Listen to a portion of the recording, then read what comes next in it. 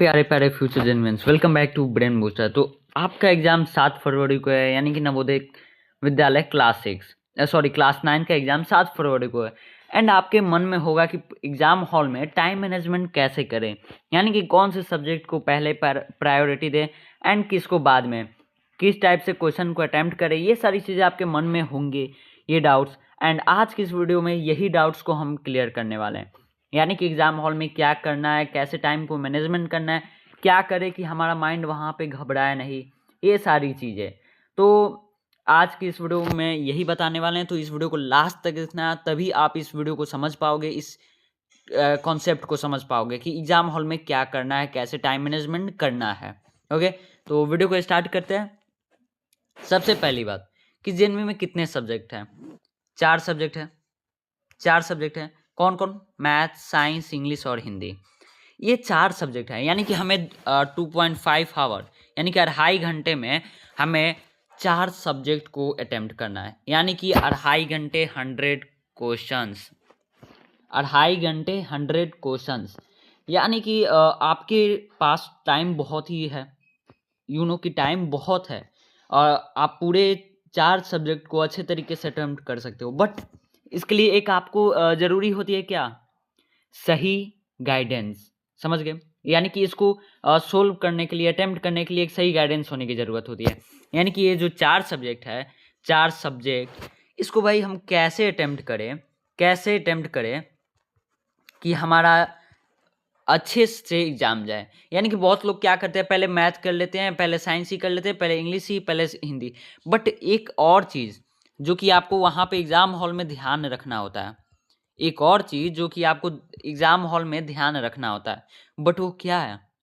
आपके मन में होगा कि एग्ज़ाम हॉल में क्या ध्यान रखना होगा कि अच्छे मार्क्स आने के लिए, अच्छे तरीके से क्वेश्चन अटेम्प्ट करने के लिए। तो जैसे कि आप एग्ज़ाम हॉल में जाओगे, ठीक? पेपर देने से पहले 15 मिनट आप पहले बैठोगे, क्लास में बैठ जाओगे, ठीक? 15 मिनट आपके पास टाइम रहेगा।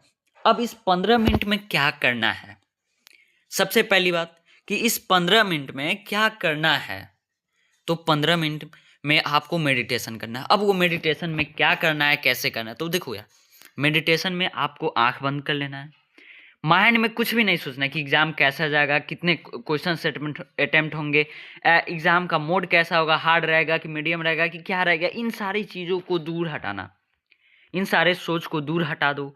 भाई आप सोचो कि बस कुछ नहीं, बस ऐसे ही आया हूँ, एग्ज़ाम है, बस नॉर्मल। माइंड में कुछ सोचो ही मत, माइंड में कुछ सोचो मत। अगर आपको वहाँ पे सोचना ही है तो आप जेएनवी के बारे में सोचो, जेएनवी कैसा दिखता है, उसके फील्ड कितना बड़ा है, ये सारी चीज़ें सोचो। वहाँ पे पढ़ाई कैसी होंगी, फ्रेंड्स कैसे रहेंगे, इन सारी चीज़ों पे, इन 4 टॉपिक्स पे आप सोचो, इन टॉपिक्स पे सोचो। अब 15 मिनट है आपके पास, 15 मिनट में मेडिटेशन करना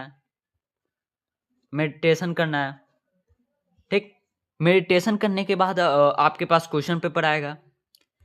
अब जैसे ही क्वेश्चन पेपर क्या करते हैं सब, क्वेश्चन पेपर आता है, आते ही वो उसे खोलकर एंड क्वेश्चंस को अटेम्प्ट करने लग जाते हैं। बट ये गलत रहे, ये जो आप वे आप अपना रहे हो, ये गलत है। अब वो कैसे? जैसे ही आपके पास पेपर है, उस पेपर को पहले पलट के अच्छे तरीके से देख लो कि किस चीज़ पे है, किस टाइप से क्वेश्चन आए हैं। फिर भिड़ जाओ कि हाँ, अब मुझे इसको अटेम्प्ट करना है एंड अच्छे तरीके से अटेम्प्ट करना है, एंड उसके लिए आप मेहनत करना स्टार्ट कर दो। अब बात है कि भैया कौन से सब्जेक्ट को पहले प्रायोरिटी देनी है।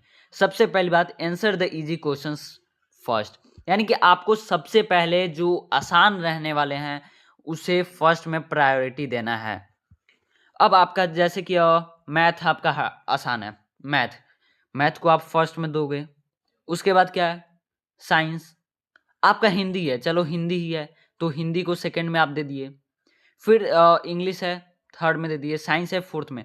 बट ये भी वे एक सही है, बट मेरी मतलब कि ये भी आप सही कर रहे हो, क्योंकि जो आपका हार्ड है वो तो आप पहले नहीं कर रहे हो, क्योंकि जो आपका आसान है वो तो बन गया रहेगा, उसके बाद हार्ड पे कर जाओगे।